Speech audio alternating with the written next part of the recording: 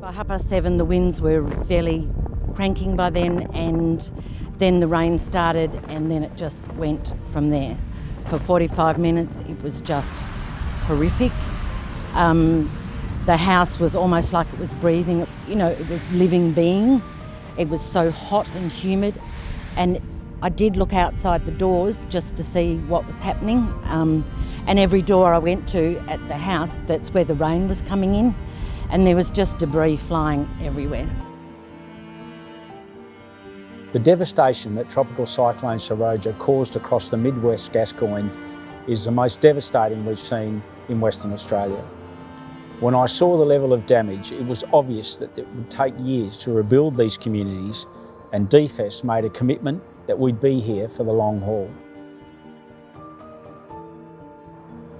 12 months later, we have staff working throughout the Mid-West Gascoyne, and their sole responsibility is to support these communities on their recovery journey.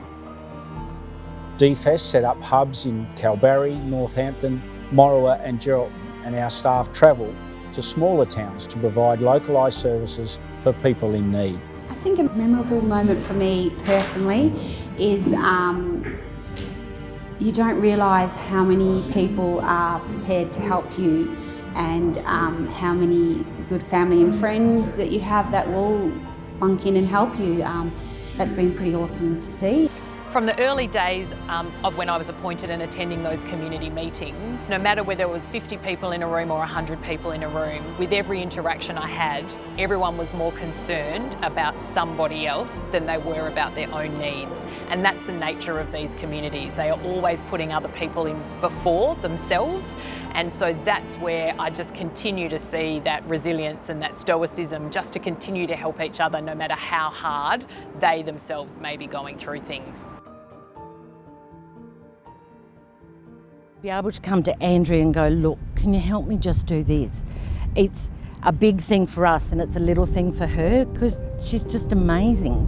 So it's great to have that hub there, and if she can't answer those questions or do, then there's someone else that can, which is, and it may be only the next desk, which is amazing. So you can just pop to desk, and it's just, and it's great to know that they're here and we'll be here for the long haul, because that's who we need. We need people to know how to access things that we don't necessarily know about, and so it's great. What I've seen from the Midwest, whether that's talking about our farmers and our primary producers who had a record harvest this season, right through to our small businesses and our tourism operators, is that their level of resilience and commitment to their communities to recover and to continue this journey has been exceptional. This 12-month journey, which has really got a lot further to go,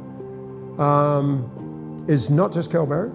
Kalbarri, of course, it was the biggest centre, it got the first hit, but there are people all through the bush, because this cyclone was like a scythe. It went right through the whole bush, and there was a lot of farms, a lot of small towns, all being hit, all being crunched, and they're all in the same boat. Maybe not to the same degree, but they're going through it as well. So we're all part of that community. We're all part of the same community. So it's important for us to realise that there's others out there that we need to look after as well.